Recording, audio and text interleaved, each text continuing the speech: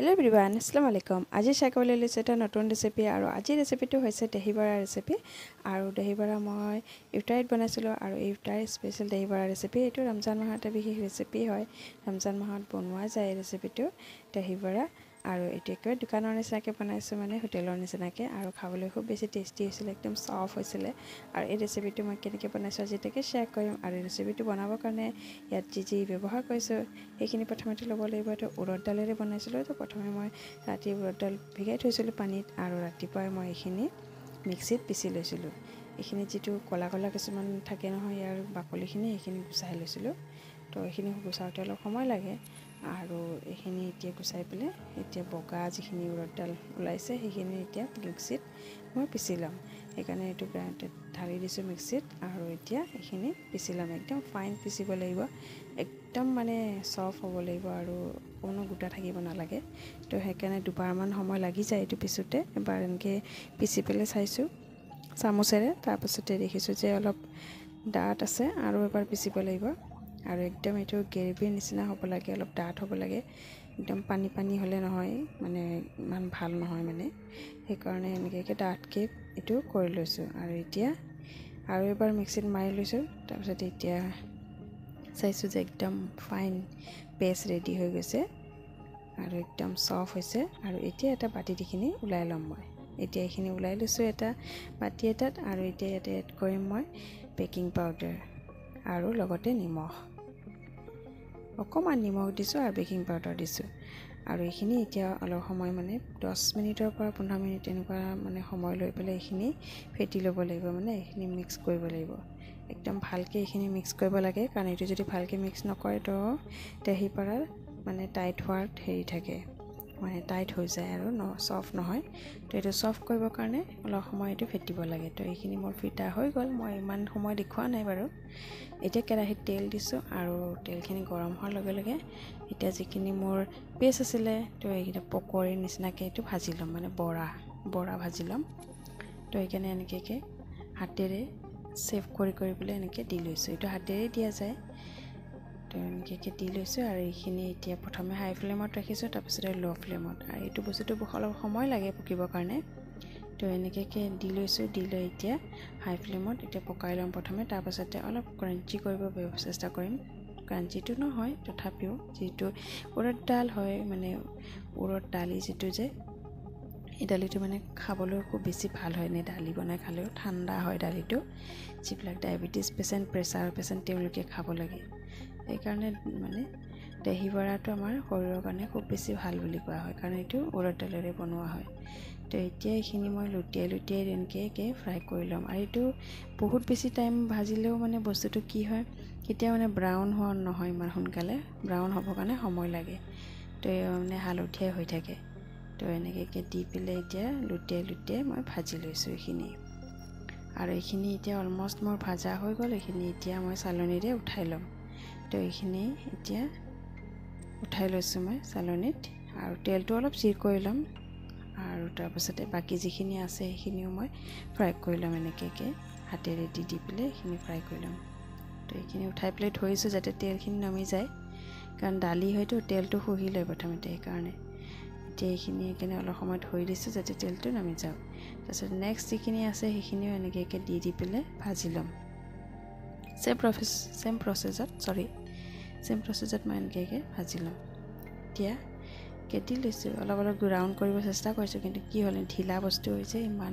সোনকালে ৰাউন্ড নহয় এটো বাট একো নাই কাৰণ এটো পানীটো ভিগাব লাগিব মানে গৰম পানীত তেতিয়া ৰাউন্ড শেপত আহি যায় আৰু হাতেৰে যেতিয়া চেপা ষ্টাৰ্ট হৈ যায় তেতিয়া ৰাউন্ড শেপত এটো অটোমেটিক আহি যায় তো এতিয়া এইখিনিও হৈ গল মই এইখিনি এতিয়া উঠাই লৈছো এতিয়া মই পানী গৰম কৰিম মানে মিডিয়াম বুলিও নহয় অলপ একদম বেছি গৰম নহয় অলপ গৰম মানে হাতেৰে চুলে যাতে হাতখন এৰাব লগা হয় হেনেকে টাইপত গৰম আৰু তাতে দিছো হিং এতিয়া ইয়াতে যেটো দহি বৰাৰ বৰাগিটা আছিল ভাজা সেইগিটাতে দি পেলে 1 ঘণ্টাৰ কাৰণে থৈ দিম বা কম সময়ও হৈ যায় 10-15 মিনিট বা আধা ঘণ্টা থলেও হৈ যায় মই 1 ঘণ্টা থৈছো মানে এটো কি হয় এটো এনেকৈ কৰিলে সফট হয় সবসে প্ৰথম তাৰ পাছত ইয়াৰ ভিতৰৰ যিখিনি তেল আছে পানীখিনিয়ে লৈ গৰম পানী হয় যেহেতু গুটেই তেল খহিলে আৰু এটো মানে খুব বেছি এটা ভাল হেল্থি ৰেচিপি হয় আৰু খাবলৈ, কাৰণ ইয়াৰ তেলখিনি পানীটোৱে টানি ল'ব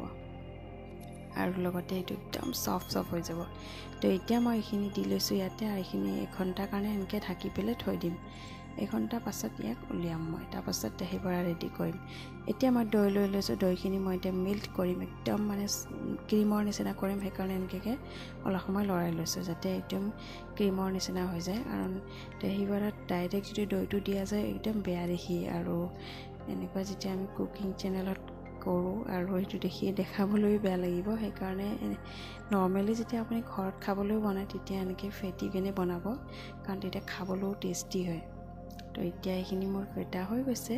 এতিয়া মোৰ এইখিনি এতিয়া দহি বৰা এতিয়া ৰেডি কৰোঁ। তো এতিয়া এটা এটাকৈ দহি বৰা উঠাব লাগিব, আৰু এইটো অলপ চেপিব লাগিব, মানে একদম হালকা হাত বুলি কয় ন, একদম পাতল হাতেৰে এইটো চেপিব লাগিব। এনেকৈ ধৰি পেলাই এতিয়া দুটা হাতৰ মাজত লৈ পেলাই লাহেকৈ এনেকৈ চেপি দিলে পানী তেল দুটাই বাহিৰ হৈ যায়। তো ইয়াৰ ভিতৰৰ পৰা পানী তেল ওলাবৰ কাৰণে এনেকৈ চেপি পেলাই প্লেটত থৈ যাম। আৰু এনেকৈ নেচেপি পেলাই বনালে কি হয় জানে, দহি বৰাটো একদম পানী ওলাই যায়, তাৰপিছত আৰু একদম ফিকা হৈ যায়, একো টেষ্ট নাথাকে। সেইকাৰণে চেপি দিলে সেই পানী তেল দুটাই বাহিৰ হৈ যায়, আৰু তাৰপিছত একদম চফ্ট আৰু খাবলৈ খুব বেছি টেষ্টি হয়। তো এতিয়া মই এনেকৈ গোটেইখিনি ওলাই লৈছোঁ 3টা প্লেটত। আৰু এতিয়া যিখিনি মই দৈ ফেটি থৈছিলোঁ, এইটো টেঙা দৈ আছিলে, আৰু অলপ মই মিঠা দৈও লৈছোঁ। তো টেঙা মিঠা মিক্স কৰি পেলাই বনাই আছোঁ। তো এতিয়া টেঙা দৈ প্ৰথমতে দি ল'ম গোটেইখিনিত, ওপৰেৰে এনেকৈ ফিকাই দিয়াৰ নিচিনাকৈ। তো এনেকৈ দি লৈছোঁ। এতিয়া এইখিনি দি লৈছোঁ, বাকী 2টা প্লেটতো এনেকৈ দি ল'ম। এনেকৈ পূৰা যাতে একদম ডুবি যায় আৰু তেলত এনেকৈ। তো এইখিনি মোৰ দিয়া হৈ গ'ল। এতিয়া ইয়াতে দিছোঁ চাট মছলা, সোৱাদৰ কাৰণে চাট মছলা দিছোঁ, আৰু লগতে গোটেইখিনি দি লৈছোঁ। এতিয়া দিম টমেট' চচ, এটা ধুনীয়া কালাৰ আহে আৰু টেষ্টটো এটা আহে। টমেট' চচে এটা বেলেগ টেষ্ট দিয়ে। তো এতিয়া টমেট' চচ ইয়াতে দি লৈছোঁ, বেছি নহয় অলপ দিব লাগে।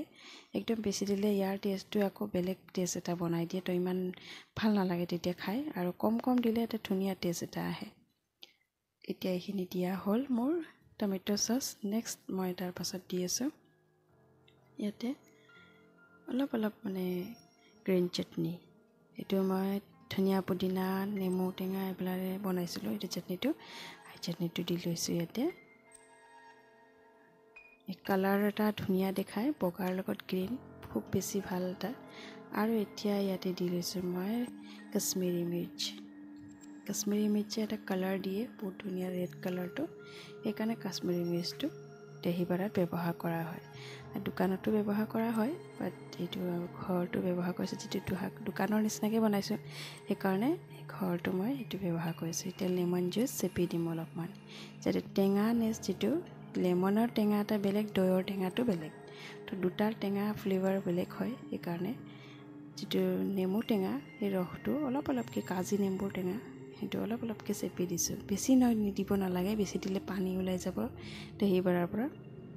অলপ জাষ্ট ফ্লেভাৰটো আহিব লাগে। তো এতিয়া এইখিনি মোৰ দিয়া হৈছে। এতিয়া ডালিম ওপৰেৰে ছটিয়াই দিম। আৰু এটা বস্তু মই এড কৰিছোঁ, দেখাবলৈ নহ'ল বাৰু সেইটো বস্তুটো, কাৰণ ইফতাৰী সময়ত আছিলে, মই বহুত জল্দিত আছিলোঁ, সোনকালে কৰিবলৈ চেষ্টা কৰি আছিলোঁ। আৰু এটা মই আজৱাইন জিৰাৰ পেষ্ট, যিটো দহি বৰাৰ মেইন বুলি কোৱা হয়, যিটো দহি বৰাৰ এটা গোন্ধ আনি দিয়ে, সেই বস্তুটো মই ইয়াত দিছোঁ, বাট সেইটো দেখুওৱা নহ'ল। যিটো হৈছে জিৰা আৰু আজৱাইনটো ফ্ৰাই কৰি ল'ব লাগে, তাৰপাছত এইটো গ্ৰাইণ্ড মাৰিব নালাগে। যিটো আমি ৰুটি বেলোঁ সেইটোৰে অলপ মাৰি দিলে হ'ল, আৰু অলপ গোটা থাকিব লাগে, অলপ পাউডাৰ হ'ব লাগে। এতিয়া ওপৰে অলপ মিঠা দৈ দি দিছিলোঁ, অলপ বেছি দিয়া নাই, কাৰণ টেঙা মিঠা 2টা ফ্লেভাৰে পাবৰ কাৰণে এনেকৈ দিছোঁ। আৰু এতিয়া গ্ৰীণটো চিলি হয়, কেঁচা জলকীয়াৰ চাটনি হয়। আৰু যিবিলাকে বনায় তেওঁলোককে কৈছোঁ মই যে জিৰা আৰু আজৱাইনৰ পেষ্ট এটা বনাই ল'ব। পেষ্ট মানে কি আৰু ফ্ৰাই কৰি পেলাই বাছ ৰুকি দিব লাগে বেলনাৰে, আৰু তাৰপাছত সেই পাউডাৰটো ওপৰেৰে দি দিব লাগে। এইটো মেইন হয়, মোৰ দেখুৱাবলৈ নহ'ল কাৰণ মই সেইটো পিছত দিছোঁ। তো এয়া আছিলে আজি মোৰ দহি বৰা ৰেচিপি, একদম টেষ্টি দোকানৰ নিচিনাকৈ দহি বৰা। আপোনালোকে যদি বনোৱা নাই যিবিলাকে, তো এবাৰ ট্ৰাই কৰি চাব ৰেচিপি চাই পেলাই। বাই, নেক্সট ভিডিঅ'ত লগ পাম।